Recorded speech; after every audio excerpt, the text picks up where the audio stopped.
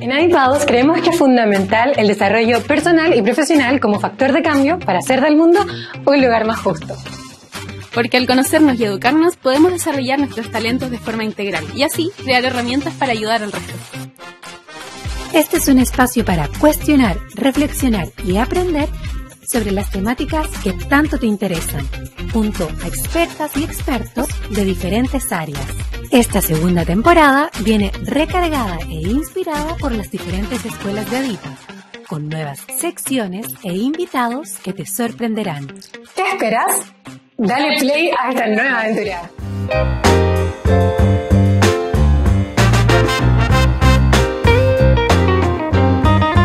Bienvenidas y bienvenidos a este nuevo capítulo de Adipados. Hoy abordaremos una temática nueva ligada al área psicojurídica, totalmente nuevo en cuanto a lo que hemos venido haciendo en el podcast. Pero primero, como siempre, quiero saludar a mi compañera Clau Rojas. Clau, ¿cómo estás? Bien, Cami, muchas gracias. Saludar también a nuestra comunidad que nos están escuchando y que han dado una recepción súper buena a esta nueva temporada. Estoy súper contenta porque esta temática, como tú bien dijiste, es novedosa y no estamos acostumbradas a hacerla. Pero démosle la bienvenida a nuestra invitada, a Carol. ¿Cómo estás, Hola. Carol? Hola, Clau, hola Camila, muy bien, gracias. Gracias por querer participar en este capítulo que trae una pauta bastante innovadora. De hecho, cuando con Clau la estábamos armando, fluyó y creo que a nuestro público le va a gustar muchísimo escuchar este capítulo. Te voy a presentar como se debe. Hoy vamos a estar conversando con Carol Betis, quien es trabajadora social, magíster en intervención sociojurídica en familia y perito social forense. También es docente de nuestra institución ADIPA. Para contextualizar un poco a nuestra comunidad, junto a nuestra experta, estaremos hablando de un tema bastante interesante como lo es la criminalística y la criminología. Todo para reflexionar sobre qué aspectos llevan a una persona a cometer un delito. Exactamente. Carol, quiero, antes de interiorizarnos en la temática, que nos cuentes un poco de ti. Para eso vamos a dar inicio a nuestra primera sección del podcast que se llama Adipadamente. Adipadamente es permitirle a nuestro entrevistado que se presente según su perspectiva, pero esta presentación es con tiempo. Clau me va a ayudar, ¿cierto, Sí. Clau? Como todos los capítulos, vamos a contar con un cronómetro y la idea es que cada respuesta no dure más de 1 minuto. Así que partamos con la primera pregunta. ¿Quién es Carol? Corre el tiempo. Bueno, Carol es esposa, mamá hace 2 años, trabajadora social hace 15, perito hace casi los mismos 15, mediadora hace 10 y hace pocos años incursionando en lo que es la docencia en varios lugares por ahí, hasta que finalmente llegué a Adipa, muy contenta porque es una plataforma súper grande que me ha permitido conocer colegas y hacer clases de un modo muy particular que es muy como pandémico, ¿cierto? Pero hoy día ya la virtualidad nos ha llamado a todos a migrar a esto y en este mismo contexto estamos hoy día acá, yo desde Arica y ustedes desde su ciudad, así que esa es Carol. Súper, me encanta. De hecho, podemos contar, hay centro, norte y sur. Sí. Acá estamos reunidas. Sí. Súper. Vamos con nuestra segunda pregunta. Dale, Cami. Queríamos que nos revelaras algo que muchos no sepan de ti. Corre el tiempo. Wow, esto es una parte más difícil. Carol, soy una mujer ansiosa, muy vergonzosa y muy insegura. Así que dentro de todas las cosas que hago, que es exponerme, tiene que también ver con una terapia de shock de autosolucionar mis problemas de vergüenza, de ansiedad y de no sentirme segura. Así que todo eso ha sido para mí. Wow. Ahora estamos rompiendo el hielo, de hecho eso queremos con esta primera sección, relajarnos. Sabemos que el tema no es complejo, pero para que haya más confianza entre nosotros. Exactamente.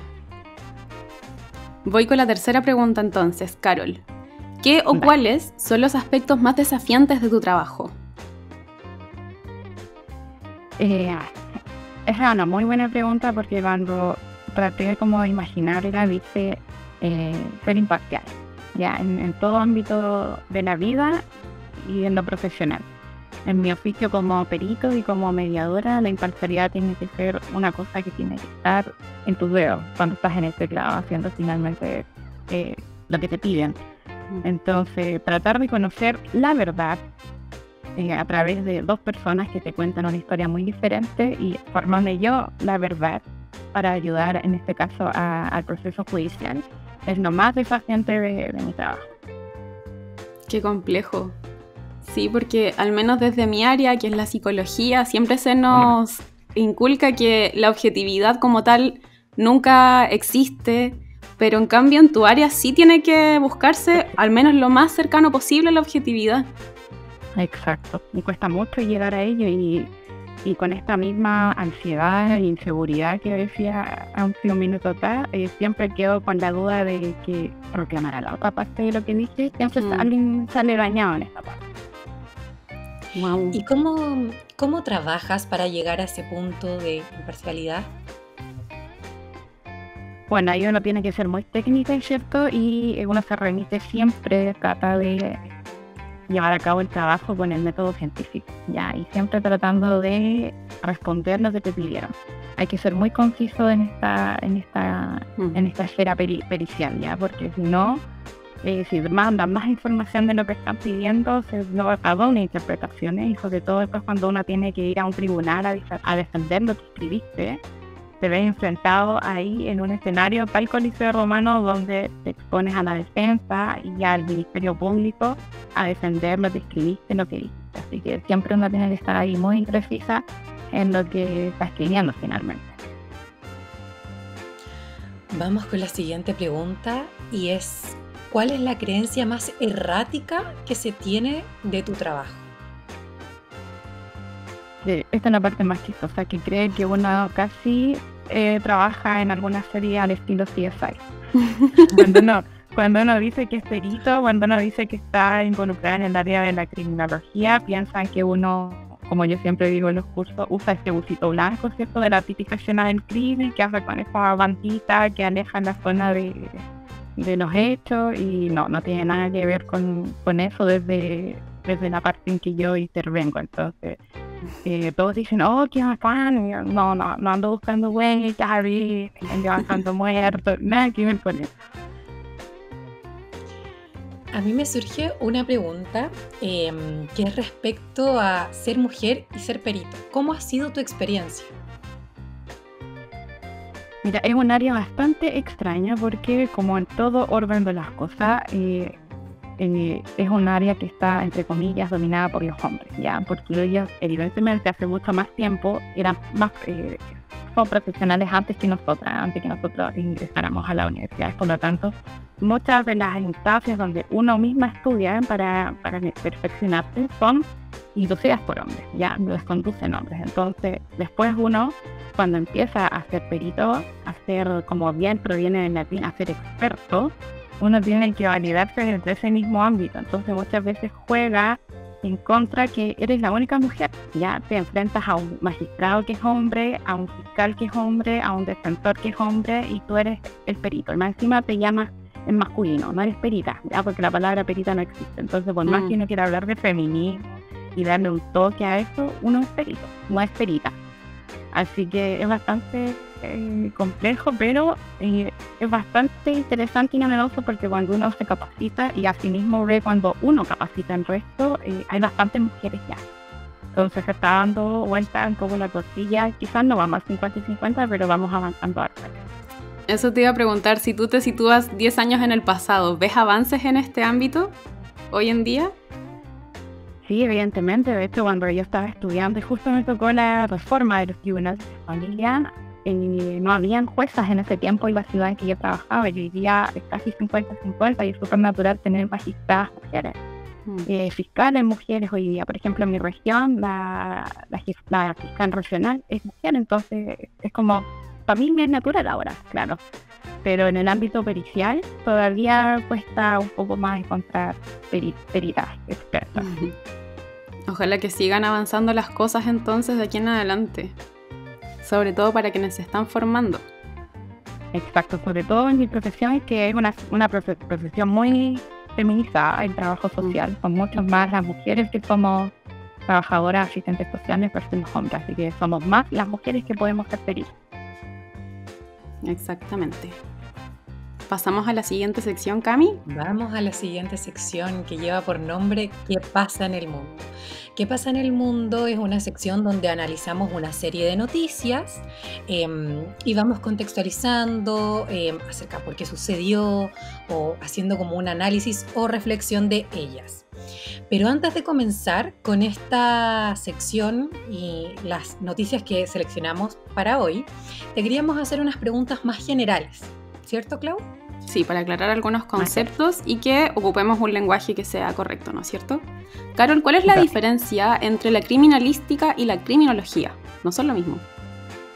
No, evidentemente no son lo mismo, así que es un buen tip para reducir esto a algo muy chistoso. La criminalística tiene que ver precisamente con el busito blanco. Ya. ¿Ya? Entonces, cuando uno ve literal una escena del crimen y ve a carabineros, a pedir al médico legal, con estos busitos blancos, ellos son criminalistas. Ya, la criminalística es una especialidad, valga la redundancia, muy específica que actúa en el hecho mismo. Por ejemplo, tomando huellas dactilares, ¿cierto? Levantando evidencia, lo que tiene que ver con balística, lo que tiene que ver propiamente con los fallecidos y todo lo que tiene que ver con esto que yo llamaba un poco yo digo de mi stand-up comedy cuando hago clases, sobre todo en Aripa, en este contexto como es tan virtual, ¿cierto? Tan real. En la zona de aislamiento, de la escena del crimen, esta típica franja amarilla con líneas rojas que dice la cruce, y el busito blanco, ¿ya? Entonces, esto precisamente es lo que yo no hago. Yo hago criminología. Ya, entonces criminología, la diferencia principal con la criminalística es que es una ciencia social y como trabajadora social en particular, ¿cierto? Tenemos mucho que aportar como profesión a esta ciencia porque es una ciencia social. La criminología actúa en el antes, en el durante y en el después de un delito. La diferencia de la criminalística, como les decía, es que actúa en un momento preciso que tiene que ver cuando se materializa el hecho delictual. Entonces, si hablamos del antes, podemos trabajar con víctimas, con imputados, en todo lo que tiene que ver también con la prevención del delito. Cuando hablamos que participamos en el durante, esto tiene que ver con el proceso judicial, ¿cierto? Cuando se hacen evaluaciones como en el contexto forense. Y en el después tiene que ver con una cosa muy amplia que también tiene que ver con prevención, pero es con la ejecución, con la mejora de las políticas sociales que tienen que haber en el tema de justicia, tanto como para víctimas, tanto como para personas finalmente que salen condenadas. Entonces, a raíz de un continuo infinito de información, podemos mejorar nuestro sistema penal, ¿cierto? Y se hace finalmente, por ejemplo, cuando se dicta una nueva ley, se está haciendo propiamente tal criminología, ¿ya? Por esta consigna que es una ciencia social y que actúa en el antes, en el durante y en el después donde vive. Es un área súper amplia, entonces, más de lo que yo me hubiera imaginado. Sí, súper. De hecho, mira, un ejemplo súper bueno es cuando empezó esto como a materializarse y fuimos más conscientes de ello, cuando murió Daniel Zamudio. Y ya crea la ley Zamudio. Esa podría ser una intervención criminológica, porque a raíz de un hecho particular, que evidentemente fue abarcado por la criminalística, se crea una ley que recibe este nombre social, ¿cierto?, de ley Zamudio, y esa es una política criminológica, ¿ya? O sea, visibilizar a la minoría sexual y todo lo que conlleva la ley es una política post, ¿cierto?, que se hace a raíz de un hecho, de un evento delictivo, directamente con la criminología. Entiendo. Entenderlo. Sí, ahí queda súper claro. Oye, Carol, una herramienta por excelencia de un perito vendría siendo el lenguaje, tanto al momento de redactar un informe, de llevar el proceso investigativo, ¿no es cierto? ¿Dónde recae la importancia de hacer buenas preguntas o de redactar un buen informe? Oh, qué potente, porque uno cuando se mete en esto siempre vive en la dualidad de que tu trabajo es documental, o sea, el informe que tú envías a un tribunal o a la fiscalía, a la defensoría, y también en la oralidad, ya que es un principio de nuestro sistema judicial chileno, que finalmente ese documento se transforma en lo que tú dices en el tribunal. Así que para acercarte a ello en ambos sentidos, desde lo escrito y desde lo oral, tienes que hacer buenas preguntas. Y ahí vuelvo al inicio, donde la importancia de responder lo que te preguntan precisamente. Entonces, cuando un magistrado, un defensor o un fiscal te consulta algo, uno particularmente tiene que responder eso. Ya uno de repente se pierde porque hay mucha información, pero el objetivo de ese informe o de esa declaración, de esa oralidad, es responder lo que te preguntan.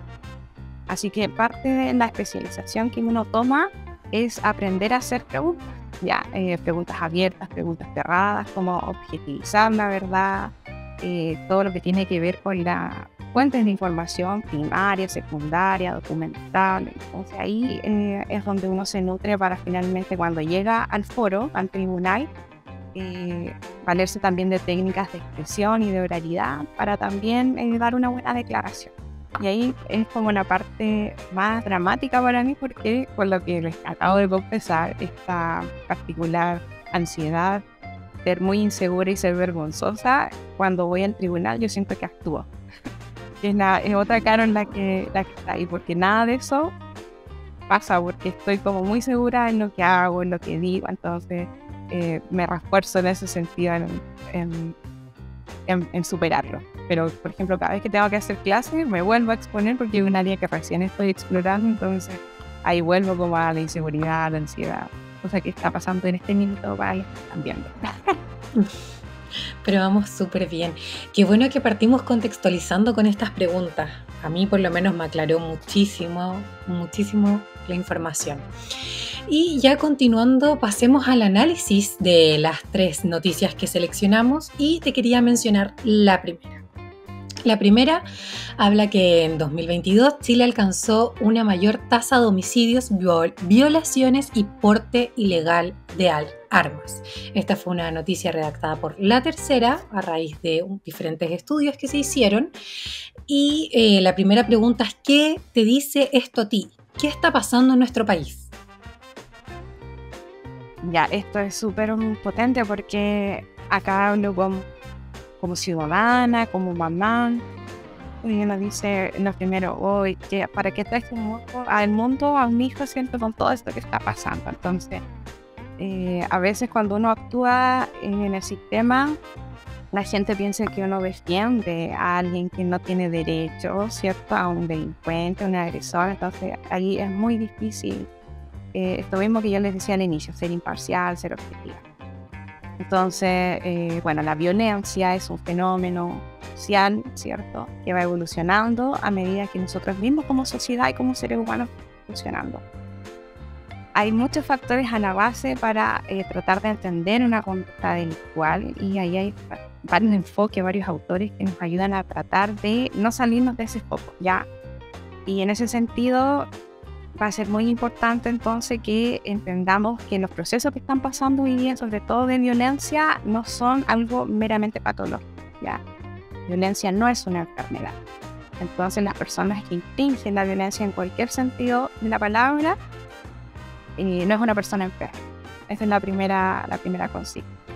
Entonces tiene que ver con procesos de desigualdad, de desinterés, motivacionales. También hay algo de psicopatología en ello, ¿cierto? Algo de enfermedad, pero no es el total de la población. No todos los delincuentes son enfermos, que es como lo que uno siempre tratamos de visibilizar, que uno, por ejemplo, ve en las redes sociales que hay alguna noticia y uno lo primero que ve en comentarios que dice maldito, enfermo. No, es patológico, ya. Obedece a una conducta. Exacto, y también es algo que nos cuesta de repente recordar, pero las personas que cometen delitos o crímenes igual son sujetos de derecho, Exacto. Al igual que una persona que no lo comete. Y Carol, ¿qué crees tú? ¿Qué implicancias tiene el sentimiento de inseguridad en las personas con todo esto que estamos conversando? creo que las personas, y me incluyo en esto también, porque lo digo, nunca deja de ser persona ciudadana, sentimos que hay mucha percepción de inseguridad, ¿cierto? Que hay delitos más violentos, hay más delincuencia, hay más delincuentes. Entonces nos cuesta mucho tratar de visibilizar a estas personas que el foco está en la violación del derecho de alguien, ya en el más amplio sentido de la palabra, cuando se comete un delito. Pero como tú bien nos decías, esa persona que es delincuente también tiene derecho, ya, y hay normativas que ayudan a que eso también esté dentro de todo nuestro sistema. Así que, por ejemplo, ahí Chile, como buen jaguar en Latinoamérica, que suscribimos convenios, que nos adscribimos a normativas internacionales, siempre tratamos de estar a la vanguardia en eso. Entonces son cosas que hay que respetar porque son legislaciones, son tratados que Chile, ¿cierto? Dice, ok, esto es bueno, nosotros lo vamos a hacer, pero finalmente la gente lo único que quiere es, no sé si venganza es la palabra, pero por ejemplo, a mí me llama mucho la atención lo que pasa con la pena de muerte cuando uno ve crímenes horribles, evidentemente. Y ahí en las redes sociales son como un termómetro súper natural, donde, claro, vemos, por ejemplo, que alguien le quitó la vida a otra persona y esta persona comenta desde su cuenta, mátenlo. Entonces, ¿qué percepción de justicia hay infringir muerte sobre muerte? O sea, eso no es ningún juzgamiento más apropiado, ya ni quitarle la vida a una persona va a ser un hecho restaurativo para la sociedad, para ti como víctima, para ti como familiar. Así que tenemos que como que cambiar el foco desde esa lógica. Comparto totalmente esa visión. Estábamos hablando hace minutos acerca de la prevención y yo creo que esta pregunta apunta como a eso, a cómo trabajar el tema del aumento de la violencia, como en la población en general. Claro, pero en el mismo orden de la idea anterior, Chile es un país bastante vanguardista en Latinoamérica con lo que tiene que ver en prevención y en políticas que tienen que ver en materia penal. Entonces, por ejemplo, hace unos años atrás, bueno, ya vamos, hace 2010, el Ministerio de Justicia en Chile se adscribe a los modelos de justicia anglosajones, ya modelos que están insertos en Canadá, en Estados Unidos, y lo traen a nuestro país, y hoy día Gendarmería de Chile se encuentra interviniendo desde esa lógica, ¿ya? Entonces, no quiero ser así como una cátedra de esto, porque por ejemplo es material del curso. Hay un autor ya que se llama Ponta, que habla que existen 8 factores principales que describen la conducta criminal en las personas. Entonces, eso a ti te permite hacer un foco preciso sobre lo que hay que hacer. ¿Ya? Este modelo se llama riesgo, necesidad y responsabilidad. Es un modelo que está ampliamente aprobado, y lo digo con artículos científicos. Para el Chile, evidentemente, acá recién estamos ejecutando condenas en ese orden de ideas, pero la reinserción social habla de alrededor de un 40% en las personas que son tratadas con este modelo. Entonces, la prevención va por ahí, ¿ya? Porque es súper bueno optar a un 40% de rehabilitación, de reinserción, ¿ya? De que la gente no vuelva a cometer los delitos. Pero aún así la gente se queda con esta sensación, que lo hablábamos recién, de que siguen habiendo más delitos, de que es violento. Y esto tiene que ver porque el sistema también colapsa. Después faltan profesionales, con el mismo bagaje de que la delincuencia es tan rápida, hoy día se cometen más delitos, entonces el sistema se demora más en condenar, en que las personas cumplan, en la misma presupuesto, ¿cierto?, que hay para reinserción. Así que es un tema como bastante complejo hacer prevención. Pero si lo hiciéramos desde esta lógica, entendiendo el modelo de los 8 factores que nos llevan a entender la conducta criminal, claro, podríamos aplicarlo a muchas cosas más, no solamente en la ejecución de penas, y tener mayores tasas de prevención. Me parece súper. Ojalá que con el tiempo nuestra sociedad se cambie el switch del castigo, ¿no es cierto?, de la venganza, y pasemos más al acoger, al rehabilitar y al reinsertar finalmente. Esa debería ser la tendencia. De hecho, claro, Chile va para allá, pero tenemos que también navegar con los paradigmas, ¿cierto?, los prejuicios que nosotros tenemos como sociedad, como personas. Exactamente. Y prosiguiendo con nuestras preguntas, nuestras noticias, ¿no es cierto? Con Cami estuvimos preparando esta pauta y nos acordábamos de casos criminales que marcaron nuestra historia, la historia de Chile, ¿no es cierto? Y la primera que seleccionamos fue sobre el Chacal de Nahuel Toro, que fue un crimen que ocurrió hace mucho, mucho tiempo, que el medio de La Tercera destacó como uno de los 100 crímenes más importantes del siglo XX.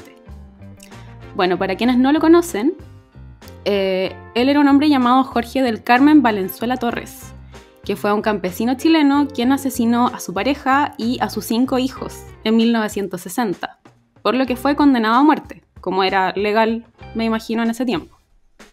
Antes de su ejecución, Jorge se convirtió al catolicismo, aprendió a construir guitarras y se habría arrepentido de sus crímenes, alegando que en el fondo, dada su condición, ¿no es cierto?, muy precaria, nunca habría contado con educación ni herramientas necesarias para tener conciencia de sus actos.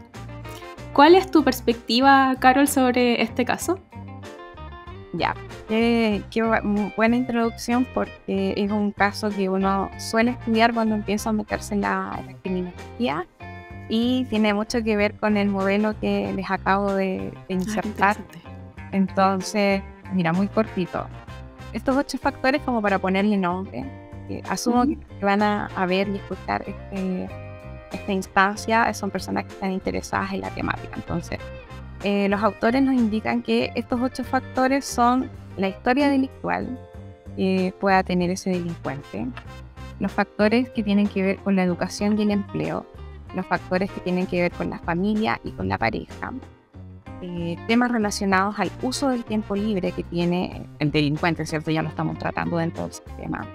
Los amigos que tenga este delincuente, si hay consumo de alcohol y drogas, y acá como la parte más importante es algo que ellos llaman la actitud procriminal, y algo mucho más grande que está muy alineado con lo anterior es un patrón antisocial. ¿Ya? Entonces, tener en cuenta en ningún minuto es una enfermedad. ¿Ya? Entonces, el Chacal de Nahuel Toro no era una persona enferma. Es altamente probable que sí haya habido algo de psicopatología, y esto tiene que ver con estos factores, estos 2 últimos factores, una actitud procriminal, un patrón antisocial. Hechos que cuesta mucho diagnosticarlos dentro de nuestro sistema judicial, porque es como una muletilla quizás dentro de la defensa a tratar de acreditar que la persona que comete un crimen está loca, ¿cierto? Que haya psicopatología. Entonces eso no pasa en todos los casos, y si bien es una herramienta que la defensa tiene que buscar, explorar, validarla para usarla en un juicio para tratar de que la persona finalmente se convierta en inimputable, no es una razón no es una causa que pasó en el Chacal de Nahuel Toro y finalmente él fue condenado. Entonces, si bien tú lo introduces y él alude cosas de su infancia y de precariedad y de vulnerabilidad, tiene que ver absolutamente con estos factores que yo te decía. Por ejemplo, tener poco acceso a un trabajo, haber sido una persona que tuvo alguna historia fragmentada, ¿cierto? Fracturada en lo que tiene que ver la educación.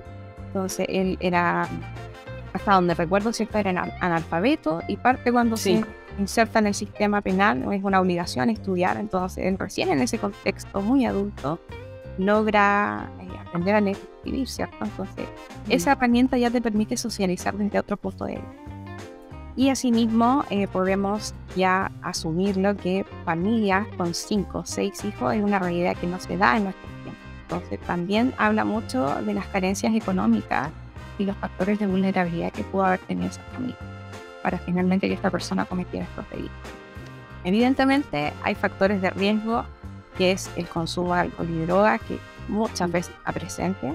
Y asimismo, la teoría indica que tú, mientras más contacto criminológico con delincuentes tengas, más tu personalidad se apodera de eso. Entonces tú te asemejas, ¿cierto? Y te refuerzas tu identidad de delincuente con otros delincuentes. ¿Ya? Entonces, bueno, ahí viene algo muy particular que pasa hoy día, que todas estas personas, artistas urbanos, que suelen en sus canciones hablar de mucha delincuencia, de dinero, drogas, de armas, es una imagen, ¿cierto? Y la juventud, los chicos lo estaban como ídolos. Entonces ahora vemos, y ha sido como bastante tema, que todos quieren ser youtubers, TikTokers, Instagram, ¿cierto? Y sus ídolos y se dan cuenta que, claro, a veces no es necesario trabajar, estudiar, porque uno puede ganar mucha plata haciendo cosas más rápidas, más inmediatas, ¿cierto?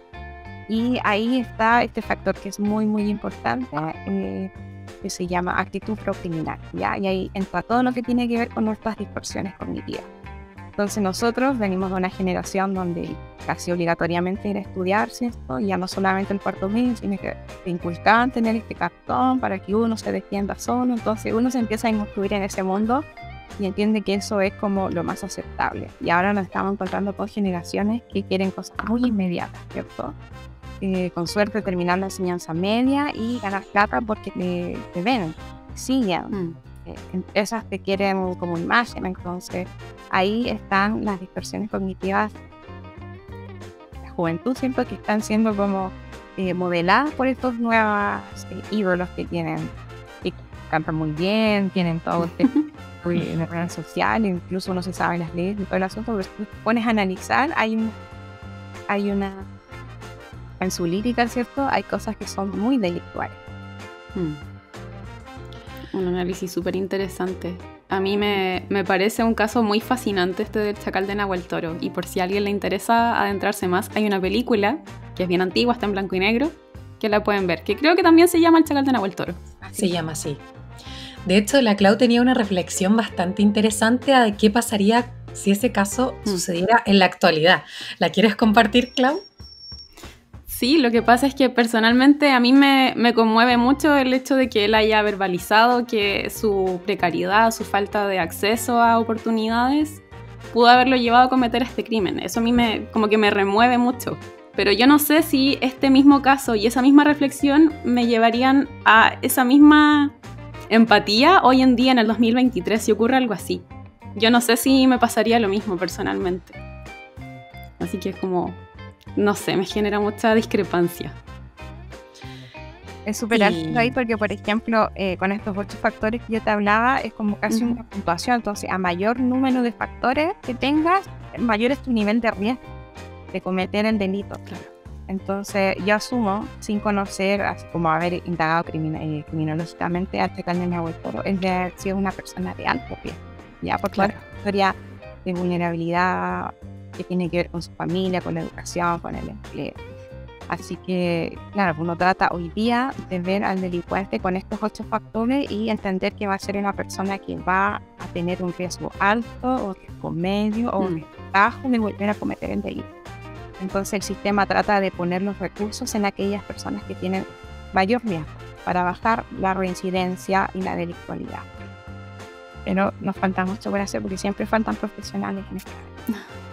Sí. Me pasa que cuando escucho el nombre, escucho la frase chacal de Nahuel Toro, intento como ponerle nombre a este hombre y trato de pensarlo como Jorge, porque yo creo que nadie lo conoce como Jorge Valenzuela, es el chacal. Y para cerrar este tema, quería mencionarles que cuando hice la investigación acerca de cómo se llevó a cabo todo este caso, cuando recién sucedió, la gente, la audiencia, todos los que conocían a este hombre, lo condenaban por todo lo que había hecho, pero con el transcurso del tiempo, como se fue evidenciando su cambio, su acercamiento al catolicismo, toda esta perspectiva cambió.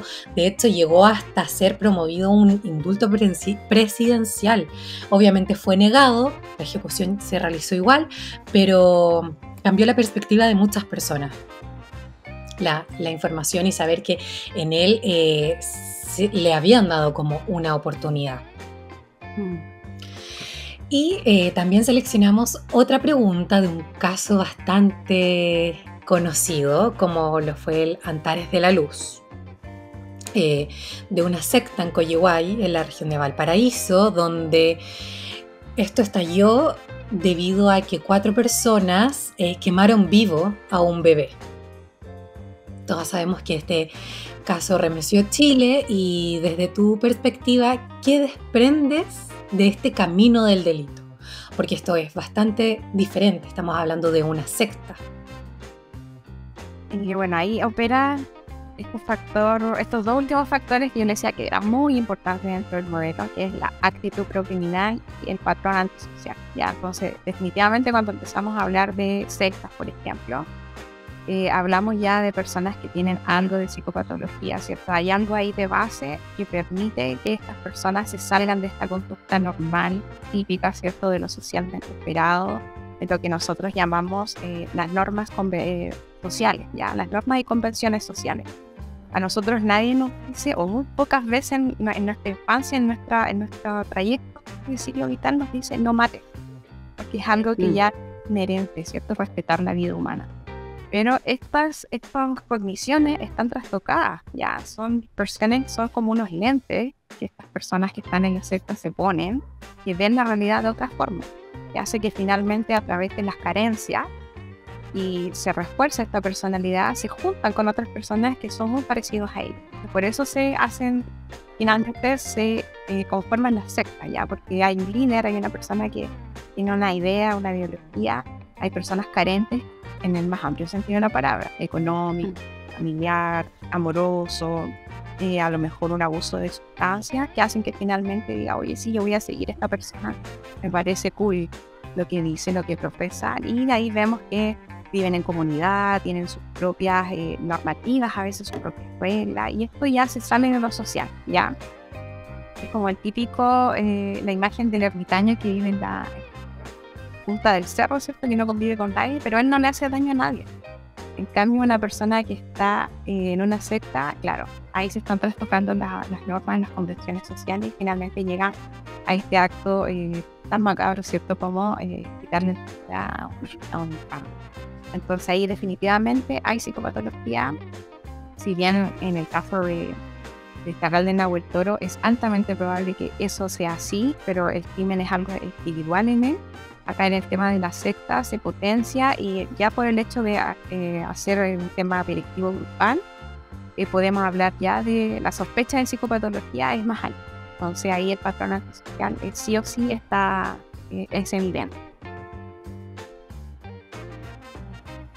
Súper, ahí tenemos un caso súper distinto, ¿no es cierto?, al Chacal de Nahuel Toro.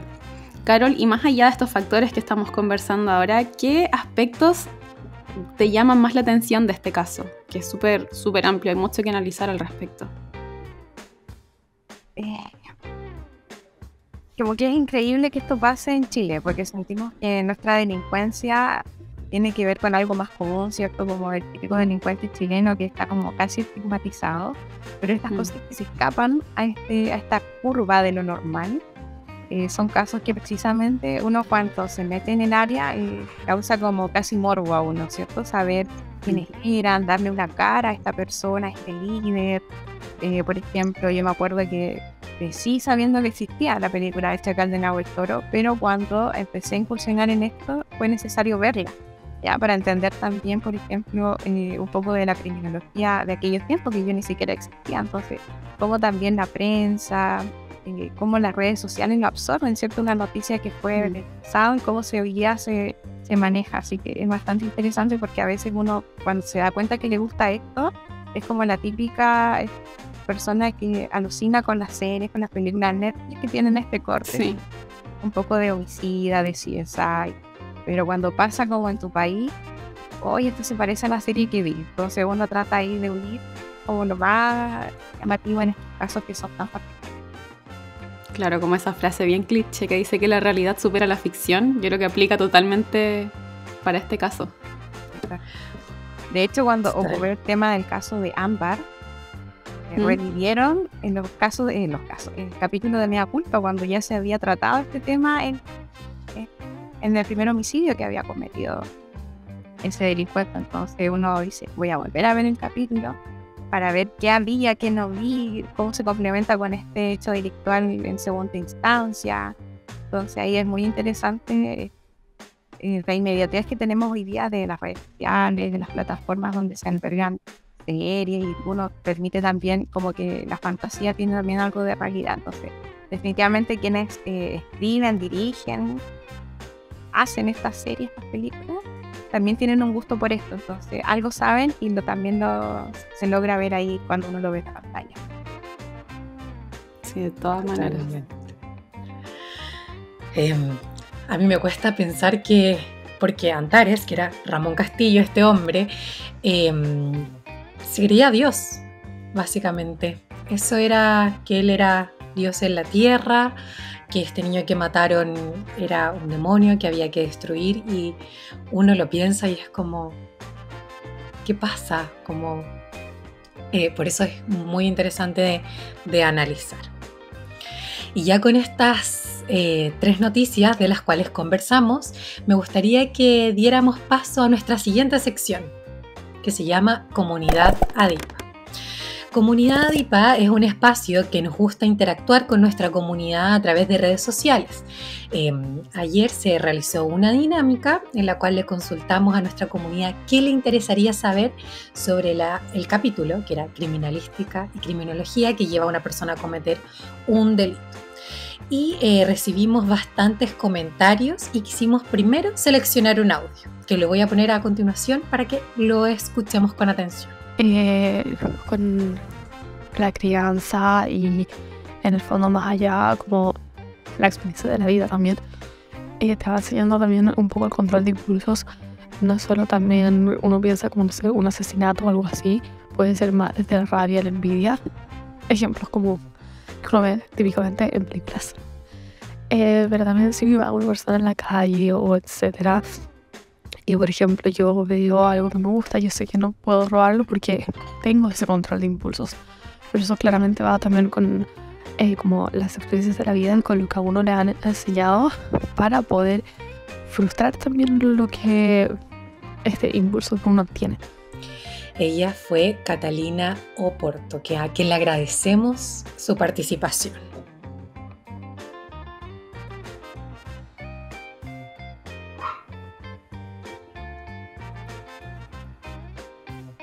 Catalina, bueno, estaba como... ¿Qué? Sí, no, adelante. Estaba pensando en qué habrá pensado Catalina cuando pensó en mandar este audio. ¿Cuál fue el eje de su curiosidad?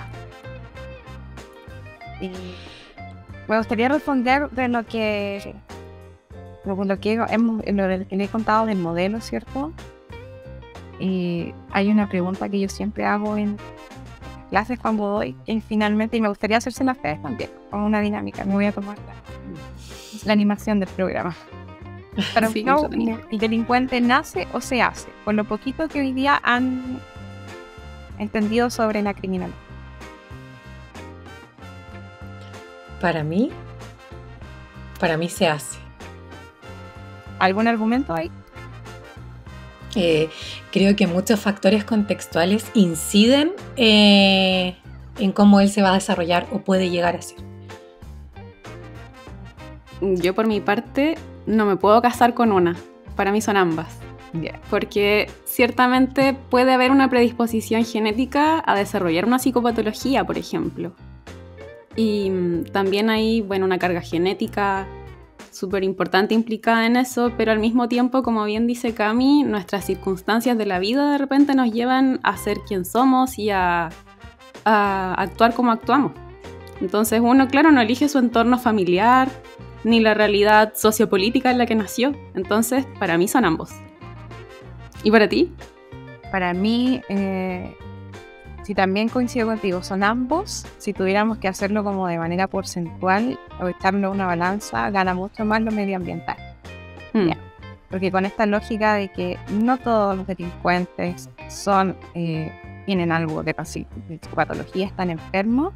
Sí hay casos, evidentemente, como tú lo decías, que hay trastornos de personalidad que están a la base. Hay cosas que son hereditarias, por ejemplo. Pero asimismo, por ejemplo, no hay personas que sufren esquizofrenia que son delincuentes, como así también pero son los mínimos. Entonces, estigmatizar la salud mental, sobre todo la psicopatología, en la parte mala de la psicopatología, ¿cierto? No hace a todos los delincuentes. Por lo tanto, la teoría de que el delincuente se hace es la más poderosa dentro de la criminología, ¿ya? Entonces, ahí nuevamente, como les decía, en el modelo, estos 8 factores que son 7 de ellos son dinámicos, ya lo único que no podemos cambiar de un delincuente es su historia delictual. No podemos cambiar, ni mentir, ni omitir cuándo cometió su primer delito, por ejemplo, si lo hizo a los 12 años. No podemos cambiar en su historia si ya cumplió una condena. En cambio, las otras cosas sí pueden ser resignificadas o pueden ser intervenidas. Si recibimos a un delincuente sin educación básica, va a ser muy importante que dentro de la intervención que tenga ese profesional, esa persona obtenga, ¿cierto?, su educación básica, en media y probablemente tiene que habilitarse en algún oficio, incluso estudiar una carrera. Es algo súper normal que pasa en las unidades penitenciarias. Muchas veces los delincuentes no tienen acceso a ir a la escuela o tener un proceso que ayude y potencie a que se mantengan en el sistema. Porque si tú lo miras desde afuera, es súper largo estar 12 años en condiciones muy vulnerables dentro de la educación. Pero si en un contexto penitenciario logras tener tu enseñanza en el menor tiempo posible, ¿cierto? Sobre todo por el tema de la educación de adultos, el famoso 2x1, las personas cumplen condenas, sienten que hicieron un gran logro y tienen expectativas, por ejemplo, de habilitarse a veces en cosas muy simples, con cursos de 2-3 meses, por ejemplo, soldadura, carpintería, peluquería, o hay personas que quieren ser abogados, hay personas que quieren estudiar psicología, etc. Entonces, ahí para Catalina, que hacía esta pregunta, la pregunta la respondo con una pregunta, que sea una respeto. Nace se hace, entonces la balanza la inclinamos más para los factores medioambientales y definitivamente el delincuente se hace. Sin dejar en este espacio, ¿cierto?, que hay psicopatología, que hay personas que están destinadas a delinquir, pero es el menor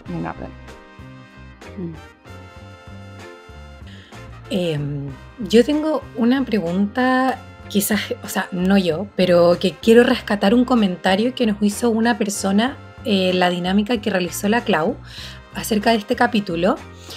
Clau, ¿me recuerdas la pregunta que realizaste o más o menos en qué línea fue?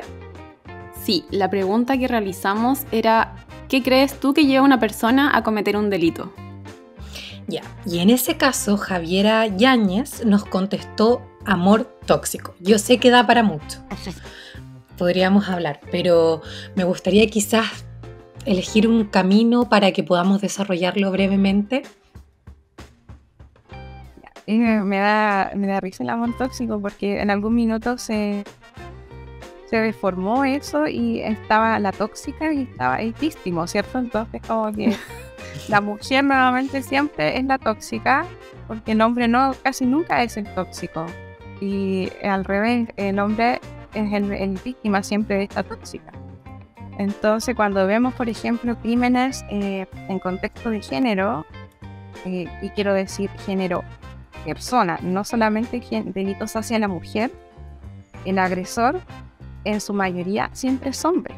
Entonces, nos damos cuenta que el víctima no es tan víctima, sino que es el delincuente. Entonces, el amor tóxico tiene que ver desde las mismas distorsiones cognitivas que nosotros tenemos, ¿cierto? Es lente que nosotros ponemos cuando establecemos relaciones sentimentales con un otro, sea hombre, sea mujer, sean nuestros propios hijos, nuestros padres. Entonces, ¿qué es lo que nosotros vamos a entender por amar a otro? Y desde esa lógica, cuando hay desamor, ¿qué estamos facultados? ¿Qué capacidad tenemos para que el otro finalmente nos ame o no nos deje de amar? Entonces ahí empiezan a aparecer cosas que definitivamente vulneran los derechos de la persona, en el sentido de no te juntes con tal persona, no me gustan estas amigas, no me gusta qué ropa te pones, no me gusta que salgas. Entonces ahí está, se empieza a ver el amor tóxico. Y lamentablemente cuando el victimario, que en la mayoría de delitos de género, ¿cierto?, de violencia hacia la mujer, es el hombre, tiene que ver con marcar precisamente a la víctima. Ya, por ejemplo, vemos casos como en Águila Rico, que le quitan su sentido de visión. Entonces es como que te marco para que no puedas ver a ningún hombre más, o te hago marcas en tu cuerpo para que no puedas ser guapa, no te sientas bonita y no te sientas mujer nunca más. Y así mismo también hay violencia hacia los hijos, ¿cierto? Para que la víctima sufra también a través de... Entonces la toxicidad tiene que ver, para mí, con cómo entendemos el amor y también cómo nosotros como personas permitimos que nos hagan y hacer. Así que si tienes bastante amplio, va a tener que ver para mí siempre con qué pensamos, con qué lente nos ponemos y qué distorsiones nosotros tenemos sobre el amor. Y que quede claro como qué distorsiones cognitivas precisamente es qué pensamos sobre el amor. ¿Cuál es el límite que nosotros ponemos al amar y al ser amados? Súper interesante. Agradecemos nuevamente a Javiera, creo que era. Javiera, sí, Yáñez. Sí. Muchas gracias, Javiera, por tu comentario. Yo creo que ya estamos a tiempo de ir finalizando ya con nuestra última sección que se llama Micrófono Abierto. Y Micrófono Abierto es la sección más polémica, por decirlo así, de este podcast. Esta es mi sección favorita. Sí, debo decir que de la Clau sí. En cuanto a la elaboración de las preguntas. ¿La explicas tú, Clau? Dale. Micrófono Abierto, como bien decía Cami, es esta sección un poquito más polémica, entre comillas, donde nosotras creamos algunas preguntas polémicas y la idea es que tú selecciones una al azar. Y aquí no hay límite de tiempo, porque al ser polémicas, nuevamente, es bueno que le demos una explicación más detallada. Así que, Carol, vamos con un número del 1 al 5.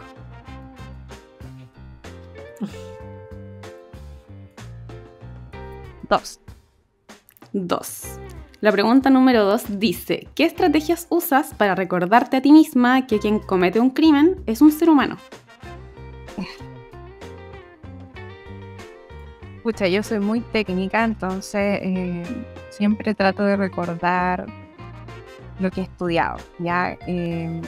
Siempre uno cuando se inmiscuye en esta área, se da una breve pincelada en lo que es los derechos humanos, pero siempre con modelos. Todos tenemos, pero no hay los derechos humanos que tienen delincuentes. Entonces, ahí hay varias normativas. Por ejemplo, me gustaría hablar de una en particular, que son las reglas mínimas de Tokio. Muy resumido, la ONU establece cosas mínimas, y quiero así como casi caricaturizarlo, es que no se puede no comer, ni tener rayos de luz, ni estar... O sea, no se puede no tener acceso a no comer, a no tener rayos de luz, a estar encerrado todo el tiempo en una prisión. Entonces, cuando tú finalmente te entrevistas con una persona que está cumpliendo condena, tienes que acordarte que es una persona que está privada de su libertad, que es algo que tú sales de la cárcel y tú lo tienes y ni siquiera lo valoras, porque claro, tú entras y sales, pero esta persona que está ahí está por no, ni siquiera él sabe cuánto tiempo va a estar, porque casi siempre nos toca hacer peritaje en el momento de la investigación. Entonces, si ustedes bien lo sabrán, la investigación 30 días, 60, 90 días, pasa ese caso y se sigue extendiendo, y así vemos prisiones preventivas, por ejemplo, por 2 años. Y nuestras leyes dicen que la prisión preventiva tiene que ser el último mecanismo para resguardar que este delincuente esté dentro del proceso. En cambio, para nosotros, y ahí hablo como ciudadana, es lo primero que queremos, ¿cierto? Y cuando vuelve a lo mismo, redes sociales, vemos un delito, traen la noticia, decimos, pero ¿cómo le dieron firma? Va a hacer lo que quiera. Entonces, pena de muerte al tiro. Y dijo, no, mamá, papá, señora que está ahí comentando, tiene que haber un debido proceso, ¿ya? Y el debido proceso es la investigación.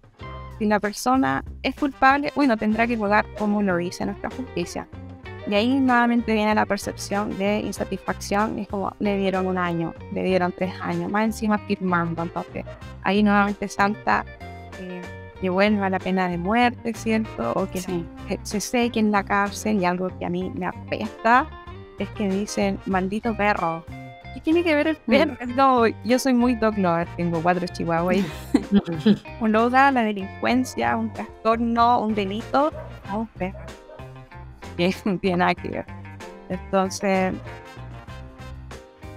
más que cuando uno entrevista a un delincuente y tener a la base que es una persona, porque evidentemente no estás hablando con un robot, no estás viendo una hoja, no estás leyendo, no es una entrevista con alguien un ser inmaterial, es una persona que tiene derecho, ¿ya? Y siento que en este último tiempo está un poco también manoseado el tema de los derechos humanos, ¿ya? Se caricaturiza un poco esto del INDH, por ejemplo. Ay, ahí vienen los del INDH. Entonces, en toda circunstancia tiene que haber alguien que vele por algo, ¿ya? Por eso están las leyes, para que se haya justicia, El delincuente tiene defensa, ya sea privada o sea pública, y tiene que haber alguien que lo persiga, que en este caso es la Fiscalía del Ministerio. Entonces, desde todas las aristas, siempre alguien tiene que hacer la pega. Y así como hay una víctima, también hay un victimario. Excelente respuesta, me encantó. Muy buena respuesta para finalizar. Ya te queremos dar las gracias por este capítulo, por este espacio, por esta conversación bastante interesante. Fue algo que nunca habíamos hecho. Muy entretenido. Muy entretenido, aprendimos mucho a diferenciar términos y también a mirar las cosas con otra perspectiva. Sí. Y te queremos dejar el micrófono abierto para que te despidas, le cuentes a nuestra audiencia dónde te puede encontrar, algún proyecto que quizás nos quieras comentar. Ya, súper. Siempre en mis clases doy este tip consejo que tiene que ver también con el lenguaje, que es algo que también detesto. Ya me pregunto por qué, y no quiero ser así como tan específica, pero por qué las personas que trabajan en prensa, en redes sociales, no buscan bien cuando tienen que informar y hablan de la pericia. Ya la pericia es el conocimiento que tiene el perito. Entonces, cuando nosotros nos referimos o vemos en la tele, en los textos, que llegan a hacer una pericia, está mal, ya, porque uno no llega a hacer conocimiento, uno llega a hacer un peritaje. Entonces, cada vez que aparecen comerciales en la tele o en el Instagram, en el Facebook, y leo y dicen, no sé, están esperando la pericia. No, están esperando el peritaje. Así que, como lo decía el profe Campuzano, usted no lo diga la palabra de peritaje, ya, porque la pericia es lo que está en la cabeza, es el conocimiento. Y bueno, para como los avisos económicos, ya me olvidé, en abril tengo mi curso con ADIPA, ¿cierto? Que tiene que ver específicamente con el peritaje socioeconómico que hacemos nosotras como trabajadoras sociales, y también tienes la posibilidad de comprar, ¿cierto?, de manera como retroactiva los cursos en los que he participado en ADIPA como estudiante. Y para que mantengamos el contacto, si fue de su interés, tengo mi Instagram profesional, es PS Forense Chile, que significa trabajo social. Forense Chile, donde pueden encontrar cosas como esto de la pericia y el peritaje, tips, ideas y cosas locas que se me ocurren en el tema pericial forense. Ya, inmediatamente a seguir ahí. Ahí vamos a estar. Muchísimas gracias a todos quienes nos escucharon. Esperamos que este capítulo haya sido de su agrado. No se olviden de seguirnos, compartir este capítulo, activar la campanita de notificaciones y calificarnos. Donde nos pueden encontrar en Spotify, YouTube, Google Podcast y anadipa.cl/adipados, y también en la página de Adipa México, que es adipa.mx/adipados. Muchas gracias a toda la audiencia. Nos despedimos y que estén muy bien. Nos vemos en otra oportunidad. Chao. Gracias, chicas.